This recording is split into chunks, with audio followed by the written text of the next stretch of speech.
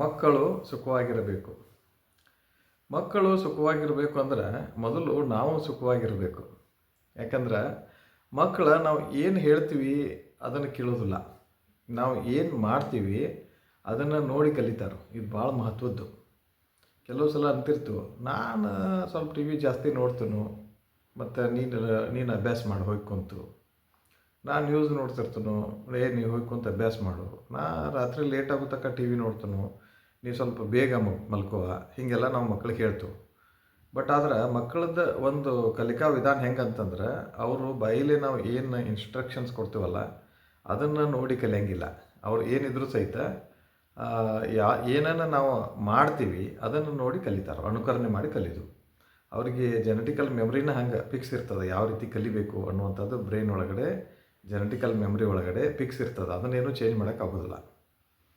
So ಅದಕ್ಕೆ ನಮ್ಮ ಮಕ್ಕಳು ಸರಿ ಇರಬೇಕಂದ್ರೆ ಫಸ್ಟ್ ಪಾಲಕರಾಗಿ ನಾವು ಸರಿ ಇರಬೇಕು.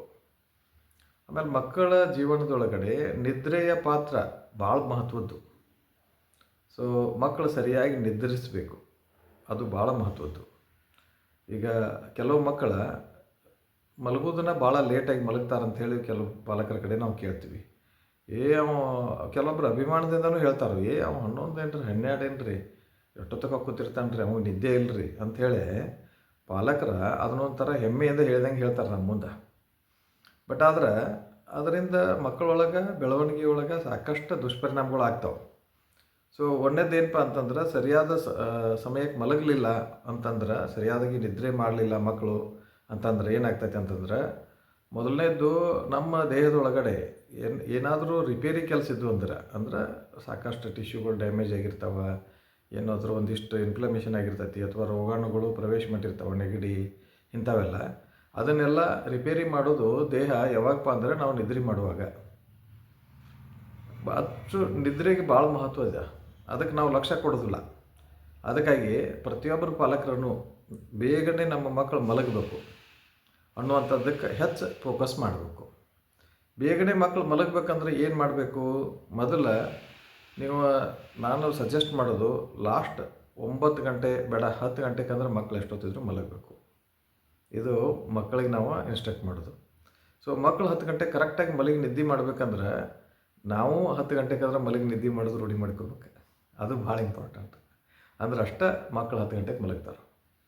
ಆಮೇಲೆ ಮಲಗೋದ್ರಕ್ಕಿಂತ ಒಂದು 2 ತಾಸು ಮೊದಲು ಟಿ ವಿ ಫೋನು ನೋಡೋದನ್ನು ಬಂದ್ ಮಾಡಬೇಕು.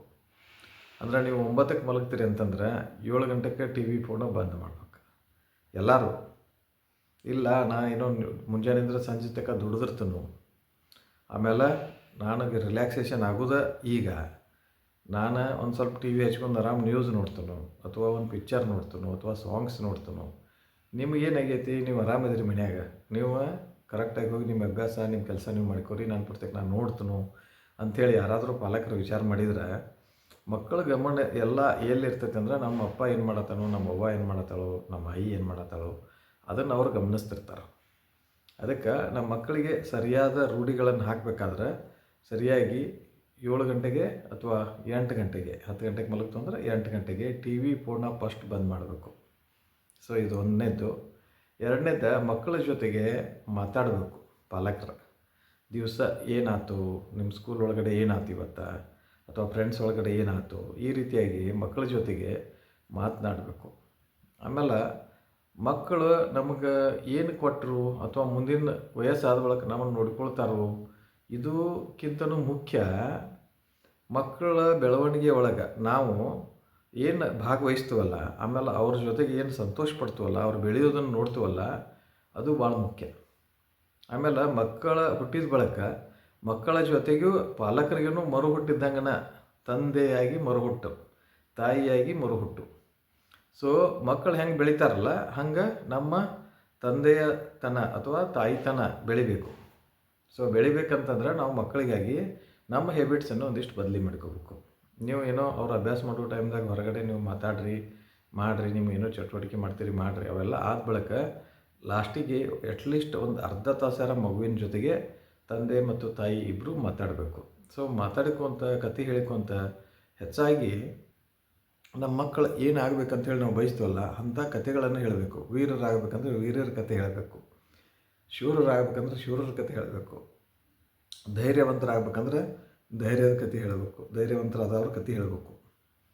ಹಂಗೆ ಮತ್ತು ಅತ್ಯಂತ ಶ್ರೀಮಂತರಾಗಬೇಕಾದ್ರೆ ಬಡತನದಿಂದ ಶ್ರೀಮಂತಕ್ಕೆ ಬಂದವರು ಯಾವ ರೀತಿ ಪ್ರಯತ್ನ ಮಾಡಿದರು ಅನ್ನುವಂಥ ಅವ್ರ ಜೀವನದೊಳಗಿನ ಘಟನೆಗಳನ್ನು ಹೇಳ್ತಾ ಹೋಗ್ಬೇಕು. ಮಕ್ಕಳಿದ್ದಾಗ ನೀವು ನೇರವಾಗಿ ಹಂಗೆ ಮಾಡಬೇಕು ಹಿಂಗೆ ಮಾಡಬೇಕು ಅಂತೇಳಿ ಬುದ್ಧಿ ಹೇಳಿದ್ರೆ ಅವ್ರ ಮನಸ್ಸಿನಾಗ ದಾಖಲಾಗೋದಿಲ್ಲ. ಬಟ್ ಅವರಿಗೆ ಉದಾಹರಣೆ ರೂಪದೊಳಗೆ ಕಥೆಗಳನ್ನು ನೀವು ಹೇಳಿದ್ರಿ ಅಂದ್ರೆ 100ಕ್ಕೆ 100 ಮಕ್ಕಳು ಅದನ್ನು ತಮ್ಮೊಳಗೆ ಅಳವಡಿಸ್ಕೋತಾರೆ. ಸೊ ಈ ತಂತ್ರವನ್ನು ಪಾಲಕರು ಅನುಸರಿಸ್ಬೇಕು ಮತ್ತು ಮಕ್ಕಳ ಬೇಗನೆ ಮಲಗುವಂಗೆ ನೋಡ್ಕೋಬೇಕು, ನಿದ್ರೆ ಮಾಡಬೇಕು ಅಂಥೇಳಿ ಈ ವಿಡಿಯೋವನ್ನು ಮುಗಿಸ್ತೀನಿ. ಎಲ್ಲರಿಗೂ ಧನ್ಯವಾದಗಳು.